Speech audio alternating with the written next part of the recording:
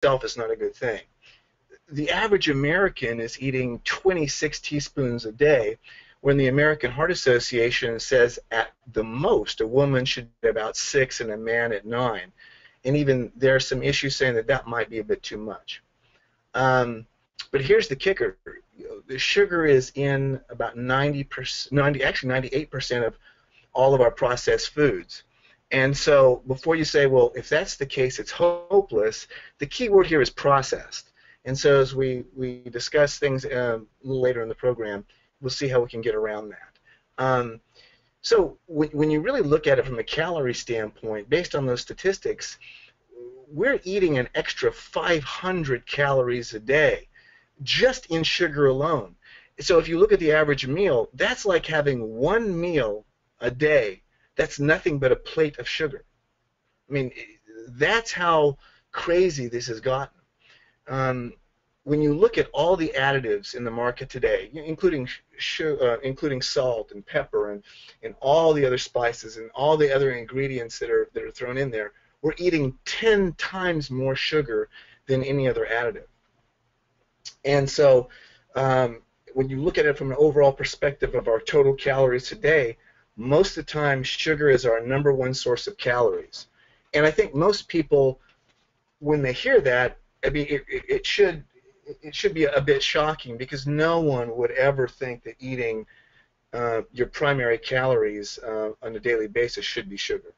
So that's a real issue. So what does all this mean? Well, when you have this kind of sugar consumption, it's really leading to a secondary problem, which is disease and obesity. And when you look at disease now, all the major studies are showing that the major diseases are tracking directly with our sugar consumption. And so when you look at heart disease, high blood pressure, diabetes, cancer, and now Alzheimer's disease, these diseases are growing every year, tracking directly with our sugar consumption. And if you look at it from a dollars and cents standpoint, these diseases are single-handedly going to wipe out our healthcare system. And again, when you can look at it and say, well, wow, all we have to do is kind of primarily remove one ingredient and we can take care of that. I don't want to oversimplify the problem, but I'm saying one primary ingredient will dramatically impact our health in a major way.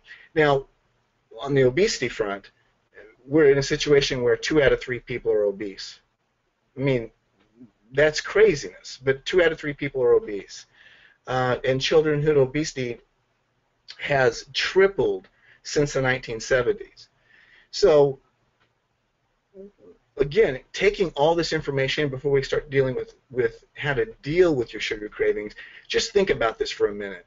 I mean, it's not just me, sitting here trying to make an issue of sugar. I mean, this is a very serious issue that is manifesting itself in our weight, and it's also causing major disease.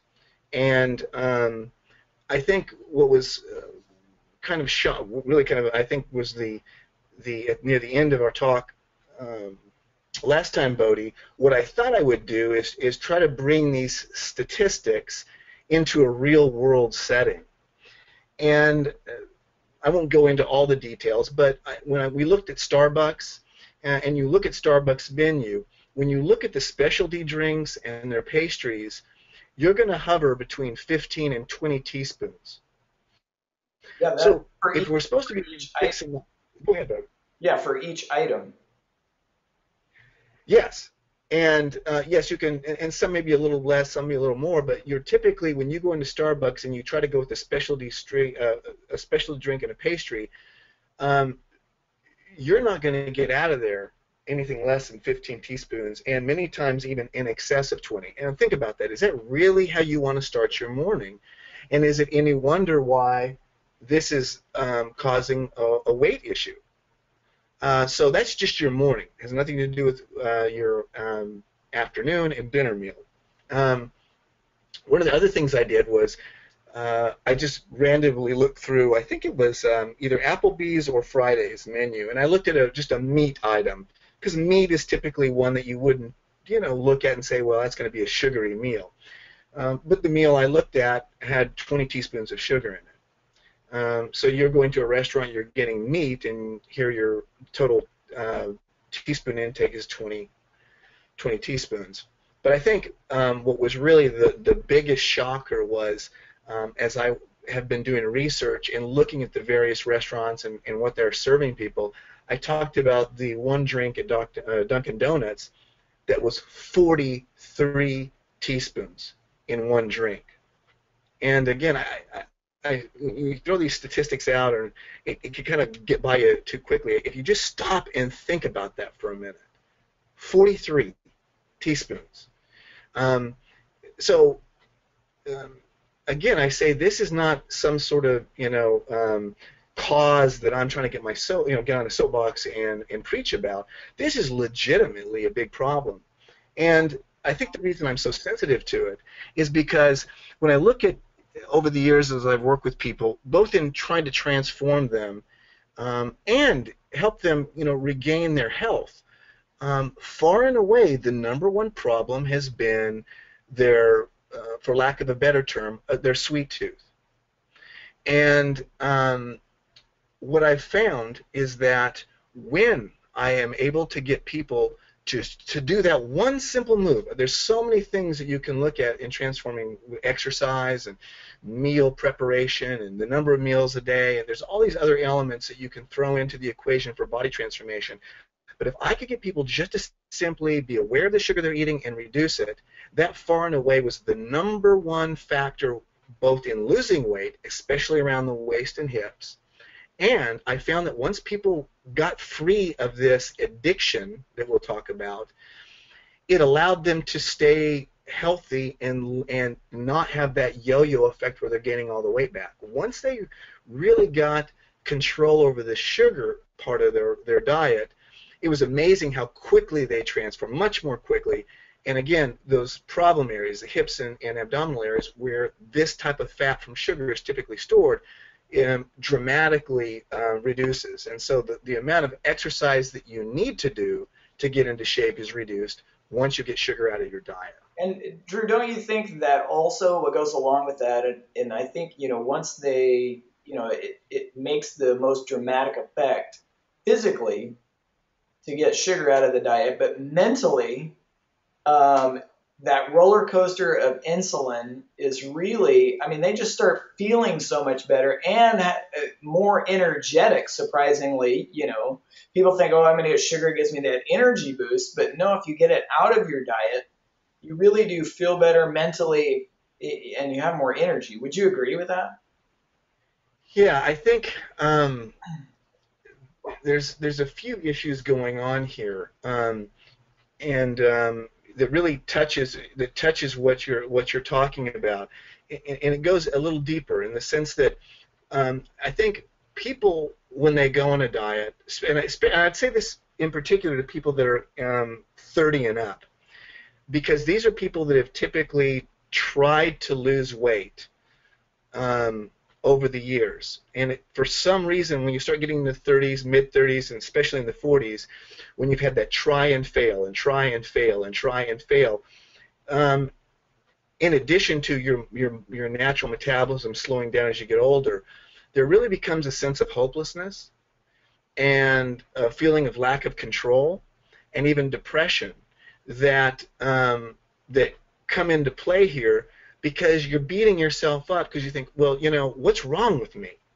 I've got no willpower, and again, people have tended to turn it inward on themselves, and I guess this would be the perfect segue to really talk about what's going on with sugar, and why it's so hard to deal with these cravings. And first and foremost, guys, this is highly addictive. We knew intuitively it was addictive, and I talked about this in the last webinar, but there have been extensive brain scans done when they've analyzed, the parts of the brain that are stimulated with alcohol, with tobacco, and cocaine, and sugar.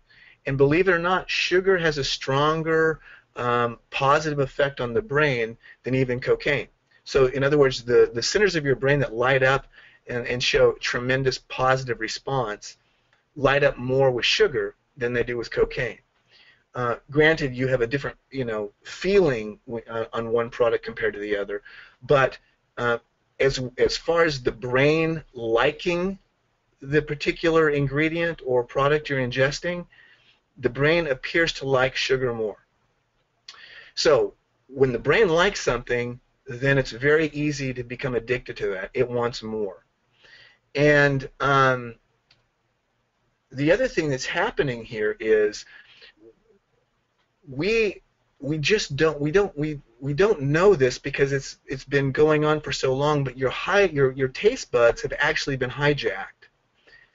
And what I mean by that is, if you look at the amount of sugar that we're all eating during the day, that is way overstimulating the taste buds and driving a very, very strong signal to the brain.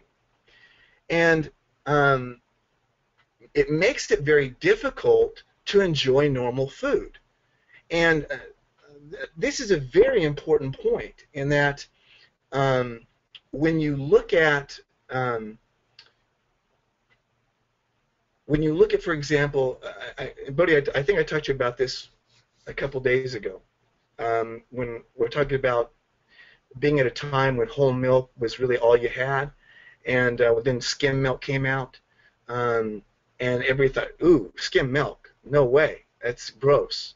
But once people got acclimated to the skim milk, then the whole milk was gross.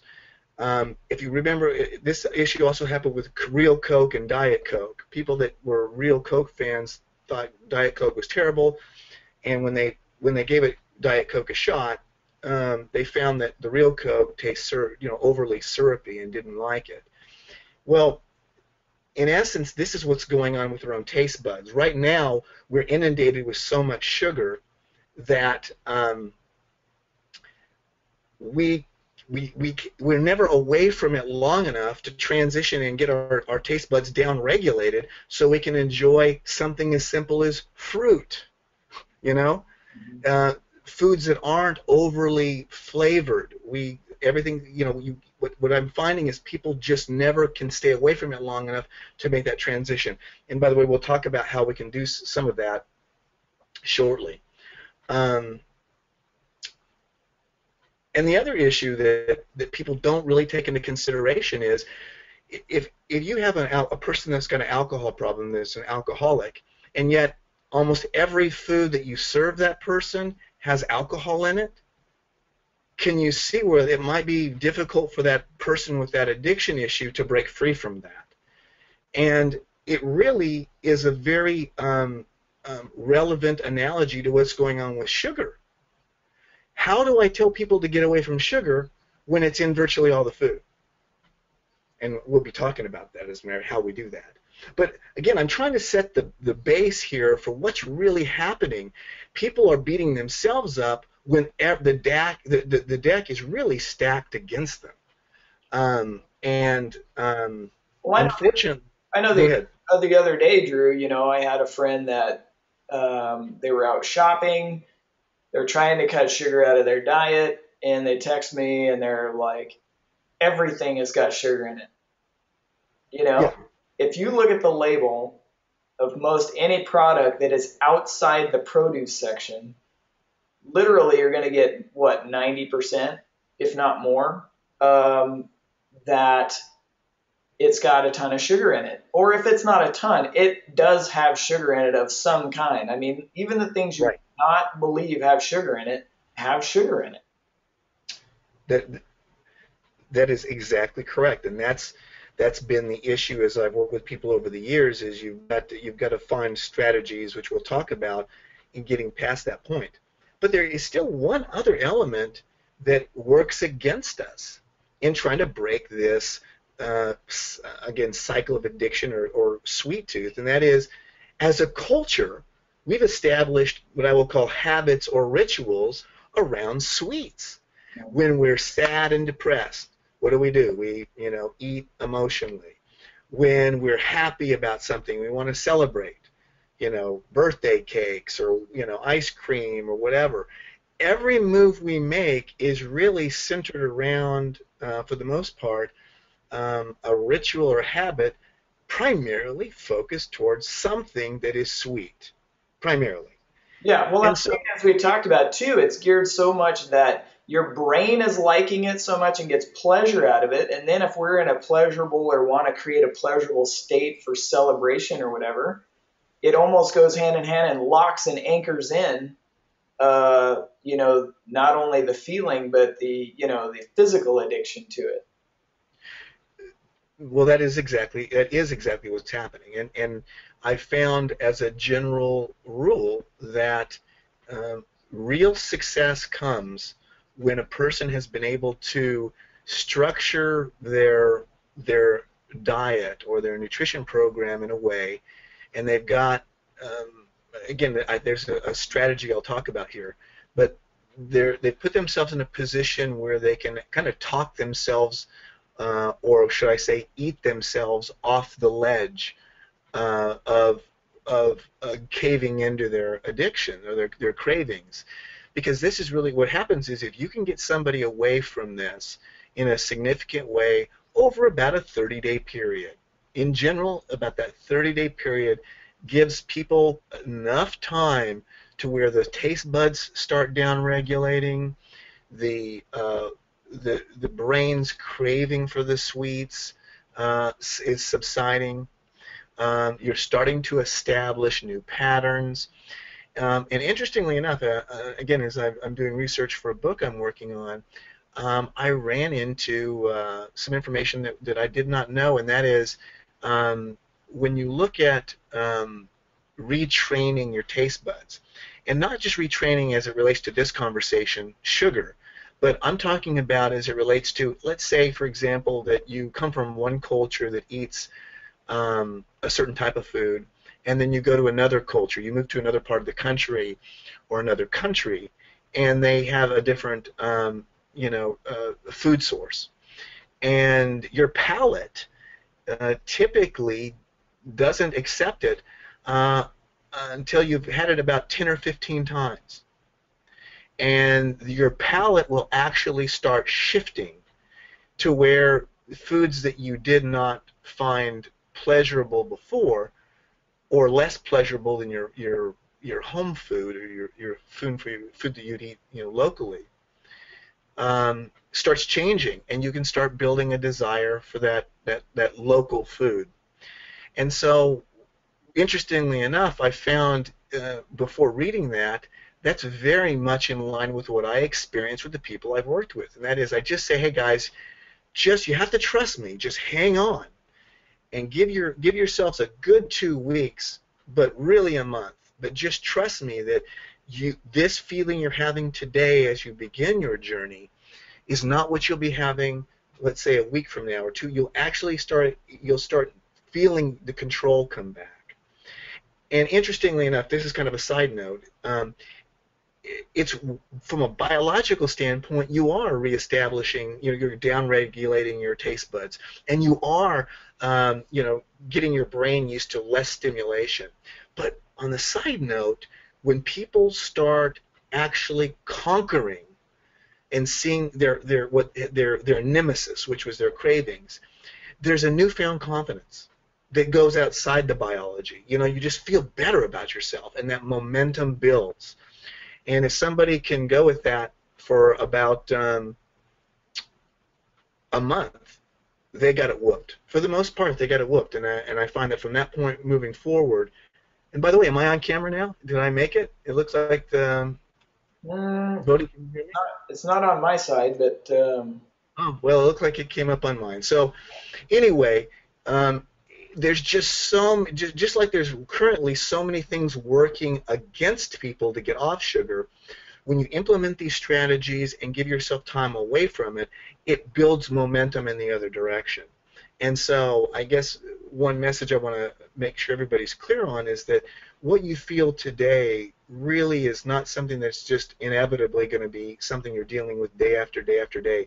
Once that feeling of control comes back, um, you'll be amazed at how much easier just eating correctly and motivation to go to the gym and all those other elements in your life start really falling into place just simply by winning the battle over sugar. Um, Bodhi, I've been talking away. You have any questions for me? I don't. I think you're going right into the meat of the matter in what are the techniques people can use. Because I think that's what everybody wants. What can I do to curb this, sugar craving? Well, What are the techniques I can use?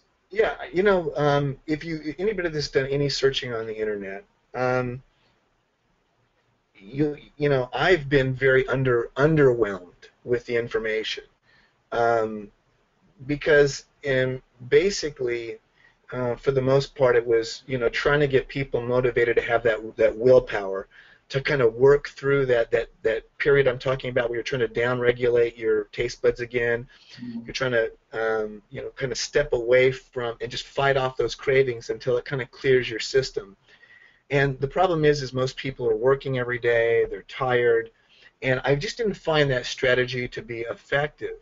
But I will. I'm going to start with some that I have used traditionally, but then I'm going to move to what I would call my two primary techniques, that I think are the real game changers, for lack of a better term. But in the past, I found that one fairly simple strategy, um, and you'll again see this on the internet quite a bit, is instead of eating something sweet, you've got to eat something that's not sweet, some sort of regular food, and then allow yourself to have something sweet. If you really just can't fight it off, always try to fill your stomach with as good a food as possible before you give in. Um, it's not always the easiest to do, obviously, depending on some situation where you're standing in line at Starbucks and the pastry's staring you right in the face. But, but where I'm going with that is, um, again, there's no rocket science here. Once you've created some level of satiation in your stomach and your brain, you have a less of a likelihood to go on an out of control binge. Two, as simple as this sounds, it has proven to be effective, and that is chewing gum. Chewing gum, it gives you that chewing sensation, especially kind of something that is, um, you know, uh, sugar-free gum, but something that even has a menthol to it. And so that, um, again, not, it's like I said, it's not, so groundbreaking, but traditionally we haven't had a lot to work with. I mean, and like I said, the name of the webinar is, Sugar Tsunami. When you've got a tsunami of sugar coming at you, chewing gum doesn't sound, too promising. But at least I'll, what I'll jump in there also too, Drew, because I think chewing gum, it's got that, like you said, peppermint type. Most gums do, menthol or peppermint type taste, and it goes back to, I'll throw in a couple, essential oils. You can use just one drop of peppermint at that point. It's like chewing gum, except it's about 1,000 times more powerful, and so you can do that way too. There's tricks out there to give your brain and your senses kind of that shock or that it needs to break that craving. Yeah, I would agree, and I think what's interesting is, originally you brought the essential oils to my attention, and since that time, I'm seeing a lot of momentum and traction in the media on the strength and the power of essential oils, and how they can help quail cravings. But I think you've touched on really that again, that same dynamic, using that menthol and some flavoring that can kind of provide a secondary level of satiation, to help kind of curb the strength of your craving. The third thing is completely off the wall, and most people don't think about it or have even heard of it. But when people are really struggling, and I find this with people that when I'm working on it with the transformation program. Let's say they're about 3 days in, and so they're really in the what I'd say the lion's den of that voice in their head saying, "Hey, it's time to feed me." Taking a hot shower, because what happens is that if you don't know if you realize it or not, that's a stress. It's a stress it's a mental stress that's pressing on you. And I found that the simple act of taking a hot shower and relaxing helps relieve that. And again, nothing here that's overwhelming, but these are strategies, especially when people are bound and determined not to fall off a program. You try to give them every tool in the toolbox to use. And I've never heard of that technique to use for a sugar craving, but I guess you're right. yeah, well, It is a and again, you're right. It's one that's not talked about very often. But what you find is, it's if you really boil, the feeling down of it's a stress on your body. I mean, yeah. it's a sensation, and Yeah, I found that's helpful. And then the fourth is what, again, very traditional approach, which is utilizing other sweet foods like fruit, um, where you try to you reach for the fruit. And what I've found is that each of these have its merits. I mean, again, it's not that they're um, a cure-all, but again, it gives you some tools. But what I found over the years is the reason they're just not terribly effective at handling this problem is because they're not really great at dealing with that immediate. And when I say immediate, you're right in the moment where you're faced with something in front of you, that immediate desire or that craving where you've come home from work, you're exhausted, you don't want to think about anything, you just want to, sit down with kind of a comfort food and de-stress. And so none of these techniques are terribly helpful, um, especially early on. And they don't feel terribly satisfying. So, when for those people that are still struggling, with being able to stay on their diet, um, it's just in many cases it's almost impossible for them to not give in. And so again, these techniques I've talked about kind of fall short in that area. And then I think the final component of this is they just require so much willpower. I mean, at the end of the day, they just require a lot of willpower. And I found that willpower works pretty good, especially New Year's, your New Year's resolution, day one, I've got that willpower. But, again, by day three, between day 3 and day 10, willpower is just not cutting it. And so there's where the shortfall lies. And so what I've found over the years and what I've been working on with my own product is really two primary strategies that I believe can effectively address all these points. And the first one is I used to be more hardcore about this, is because when I did the contest myself, in '97, I remember I had worked initially with a nutritionist, and his answer to me was what I needed to do is I needed to have some oatmeal and egg whites in the morning, and I needed to have a chicken breast, some vegetables, and whether a yam or rice, and that was it. That was it. There was no variation. There was that's nothing. what you're eating for the next 4 months. Yeah, yeah, yeah. And then you just kind of look forward to your kind of weekend cheat meal. And but it just happened to be one of those rare situations for me where it was right place, right time, right motivation, and I was able to deal with that and do that. But I find that when people don't have a contest or a deadline or something that they really are internally, got a fire in their belly and motivating them, that strategy doesn't work very well, and it opens the door for falling off the wagon and crashing. So I've kind of moved away from that hardcore strategy of saying just don't do it, and I've moved completely in the other direction, and that is I would really rather see people initially just simply do this old trick of going from whole milk to skim milk or Coke to Diet Coke. And that is simply don't deprive yourself.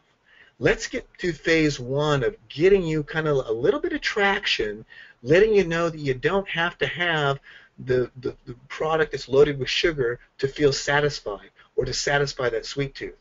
And I So found that instead of intaking 50 teaspoons a day, take it down to, 10 to 12. Let's, try to take baby steps here. yeah, and the thing is you could even, and this is where it gets slightly controversial, but the good news is stevia is a very good, reliable sweetener at this point. I mean, it doesn't seem to have the plethora of problems or what would appear to be problems with the other sweeteners. But even if you have to go to from Coke to a Diet Coke, I say at least now go to the Diet Coke. Take that first step in down regulating. With the end goal of not staying at Diet Coke, but really kind of moving out of that as well. But I found that it's so important is because if people feel like they can have something, it just doesn't kick in that willpower issue. Now it's like, for example, I'll use one for oatmeal as an example. A lot of people used to use, when I say eat oatmeal, they'll get those Quaker Oat kind of instant packs. You tear it open and you put it in a bowl, and it's already pre-sweetened. Okay? And that's loaded with sugar. Or then they get their oatmeal, and if it's not that, they put honey in. Or they think that putting brown sugar in is the way to go. But I've found strategies I think that are immensely better. For example, with oatmeal, I drop in protein, whether it be vegan protein, which I primarily do now, or you can put in whey protein. But the whey protein or the vegan protein is very low in sugar, and now you've just boosted it with protein. So now you've got your oats and your protein. It's got good flavor. It doesn't completely overspike your taste buds. And if you feel like it's still not quite there, then drop in a little stevia. See, you can work around this. You've just got to be willing to say, okay, granted, I can't go to the Ben & Jerry's ice cream, okay, but guess what? I have, like, for example, an amazing ice cream replacement, and that is simply get a couple of bananas and freeze them, then put them in your blender or your food processor and whip them up to the consistency of like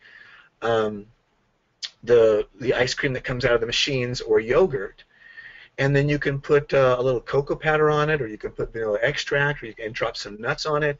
And guys, I promise you, you will not believe how good that tastes and how close it comes to actual ice cream. Very simple strategy.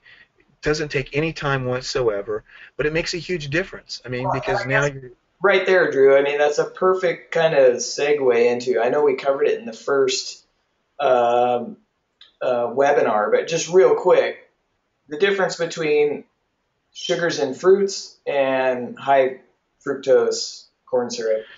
Well, great. Thanks for reminding me. They have said that, well, wait a second, the fruit in the sugar in fruit is fructose. So how is it different fruit? How is the fruit or the sugar in fruit different from high fructose corn syrup? Well, I ran across a study, independent study, so there was no economic interest involved here, showing surprisingly that you could eat 20 times your daily serving of fruits and not have the negative impact that you would with high fructose corn syrup. So I'm glad you brought this up, Bodhi, because as you know, up until about 2 years ago, I was not a big fan of fruit. In fact, I was a huge meat eater. I mean, I was like primarily meat and vegetables, and heavy on the meat. And I've completely changed the other direction because you can't, when you look at the studies now, it just doesn't support that. That kind of diet is not supported as being healthy. Well, and I guess, And and I'll real quick. I mean, you were in a high protein, low carb diet at the time, and I guess I'll be the one. You looked great on the outside, but you went to the doctor, and on the inside, you weren't getting the same amazing results. And I think, am I right? I mean, that's really the oh big yeah, shift. I found that I was on this for almost 5 years, and again, it was a very um, good diet as it relates to um, how do I say this, not having to do no cardio whatsoever. I didn't have to do any cardio, and I could keep very lean. But the problem and this is for another program, which we won't go down this path too hard, but it kept me in a very acidic situation, which has been shown to be cancer promoting, which is also, when you eat that much meat, it shows that you've got some issues related to laying down, plaque in your arteries, and I had kidney stones in both kidneys, and that really threw me for a loop. And so, I guess that's your turning point too, to say, look, yeah, I'm in the fitness industry. I look great on the outside. I'm doing all these things they've said to do for years, and I think you really turned at that point and said, hey, this more vegan, natural fruits, vegetables, that kind of diet has some merit to it, and how can you still have a fitness physique on that kind of nutrition plan? yeah, and I think, as you know, that's kind of my secondary mission, sugar being primary. But and a lot of what I'm working on now is showing that you can reach a very high level of strength and conditioning on a vegan diet. But again, that's for another program. Yeah. But I think what I want to leave the listeners with on that particular point is that, you know, it's easy for people to, especially people that have had success on a certain diet. If you look on the internet, you'll see that everybody and their mother has got their before and after pictures, and that everybody's doing their traditional, paleo diet and all these different things. And when somebody has success, they rarely move away from that because they personally had success. But I think it's important is is why you must keep your mind open. I mean, for me, it's what, as Bodhi said, it's been a 180-degree turn for me. Not for no other reason is that I had to look at the evidence. Just simply look at the evidence to show that that way of eating didn't. Yeah, you could lose some weight, but in the long run, it had some real problems. So again, that's for another show. But let's dial it back to sugar, and that is. I did the research on this, and so I was more scared of sugar in terms of jacking up my insulin levels than I should have been. And I don't recommend eating 20 times your daily servings of sugar or of fruit, but just think about this. Let's look at it in terms of, if you looked at just an Haagen-Dazs or Ben & Jerry's or whatever, and you looked at all the ingredients in there and the fats and the sugars and the artificial colors, and then you simply drop 2 bananas in and some nuts and, like I said, maybe a little vanilla extract, maybe a little cocoa powder, you'd be amazed. Really, I was shocked. Even for me, I thought, well, okay, this is going to be a kind of a wimpy experiment. I was probably not going to be overly thrilled with it, and I was ecstatic by it. I think it was one of my best finds in a long time. And I'm recommending that for everybody listening, simply because here is a very effective way to not give in, not having to have sheer willpower, and still allow yourself some real enjoyment. Let's see here. Traditional shakes and protein bars. Nothing wrong with those. They shouldn't be the main staple of your diet. But if you're really kind of just like, gotta have something sweet, gotta have something sweet. We'll have, like, doTERRA has some bars. You can easily go to the health food store and get some of those that are low in sugar, and satisfy that sweet tooth in a more healthy way. And you're just systematically, you're going to find that you'll be able to. This is the way you just step by step, work your way to a point where you regain control. Just a couple other things is I am a big frozen fruit fan. I love to freeze grapes, um, bananas, blueberries, raspberries, um, apples, and eat them frozen. I don't know if anybody's done that before, but you'd be amazed at how good it is and how satisfying it is just to pull out, like a baggie that's got the equivalent of one apple that's frozen, chopped up into pieces. It's very satisfying and tremendously better than what you could possibly get on something that is full of sugar. And you're giving yourself the antioxidants and all the other good things that come from that you're not in processed foods.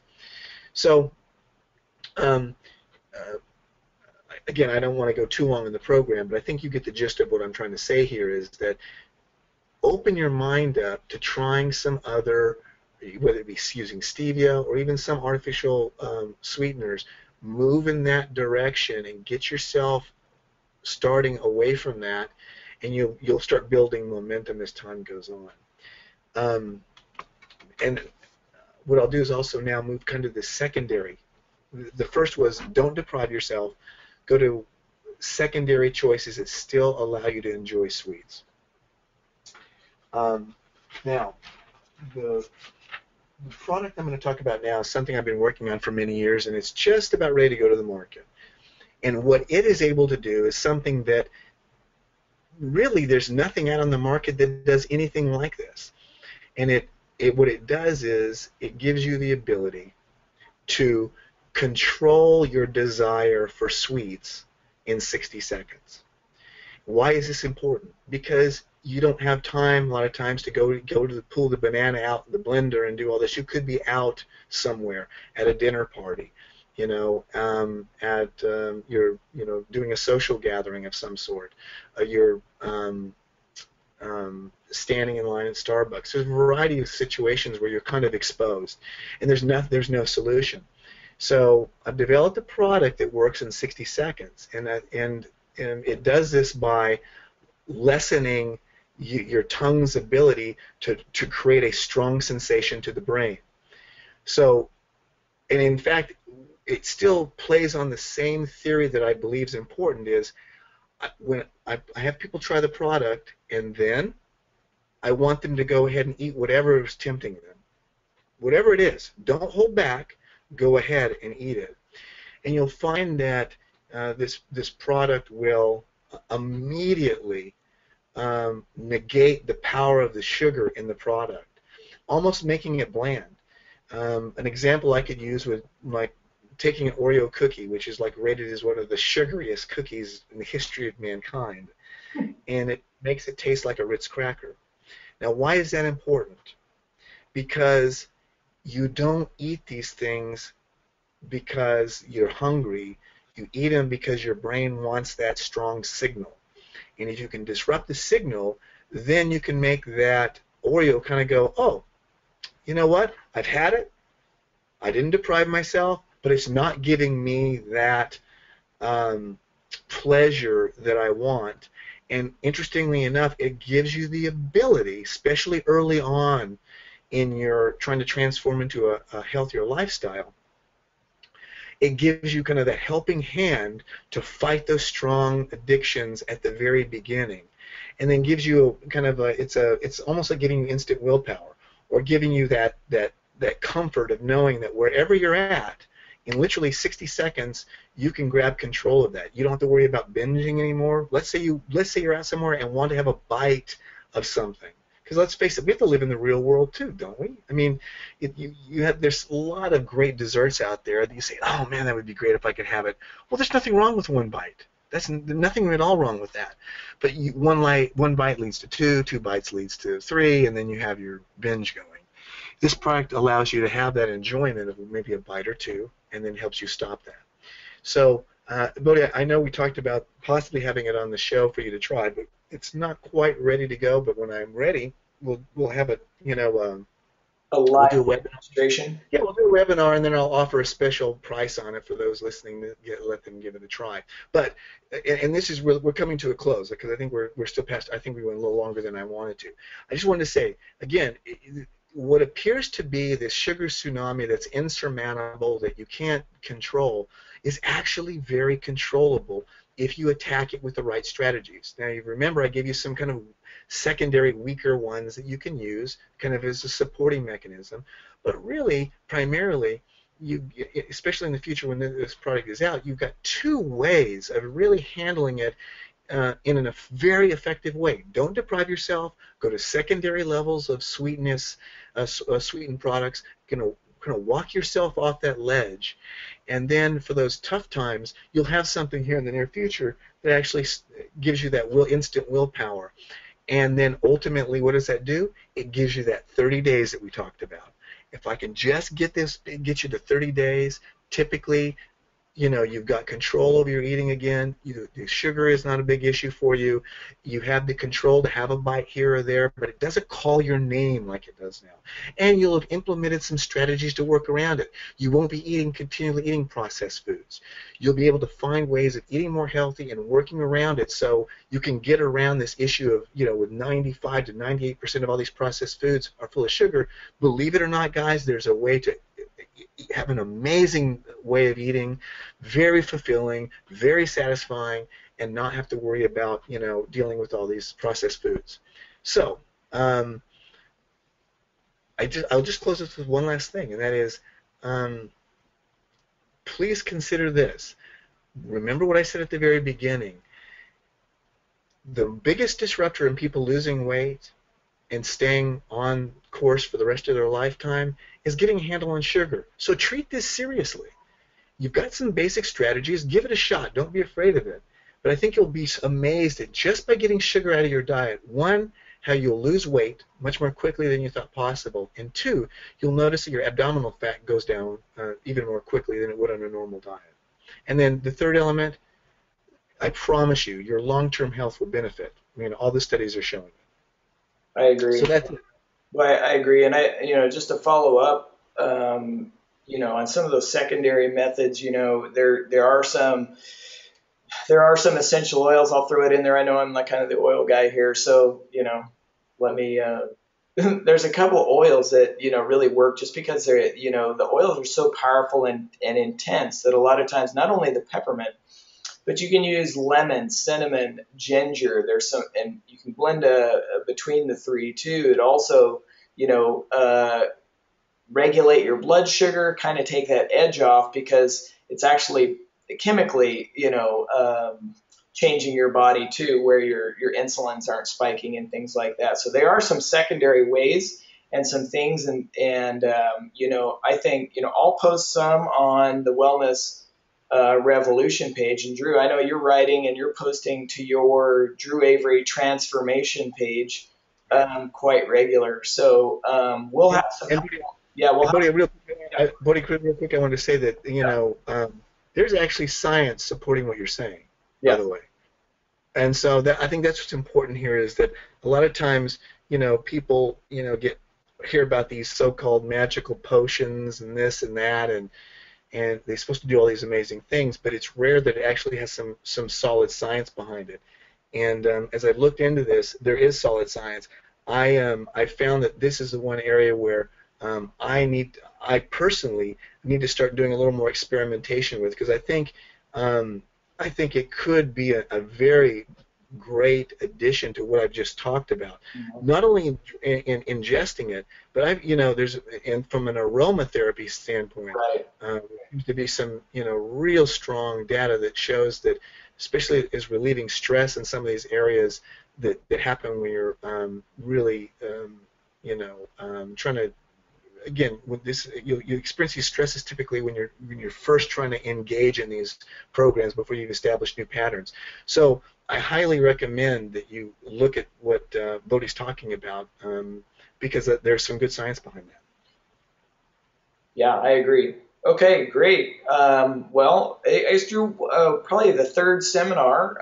I think we'll probably, shoot to have a live experiment of your product, and then maybe wrap up the sugar series there, and then possibly, roll into maybe some of the areas of the more vegan nutritional plans that you've developed. Yeah, I think it would be fun because I think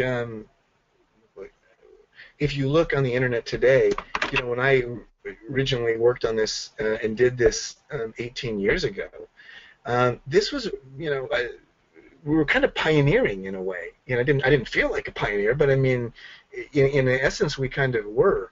And today, it's really started a big trend. I mean, it's the before and after pictures is such a huge thing, but everything is still sitting around kind of a very old nutritional paradigm, which is you can only do it through beef and you can only, or meat, and and this paleo thing is a big deal. And again, as a meat eater, I can appreciate it, but I'll be glad at some point to talk about some other strategies and some other studies and from the long-term standpoint, how those type of approaches, although effective for weight loss, might not be the best way to go for long-term health. Yeah, and I think a good teaser is, for the next time is actually, what's your cholesterol levels, your blood work, as opposed Yeah, to what it was to now. I mean, that's the thing. You're kind of living and experimenting, and the people make great transformations, but are they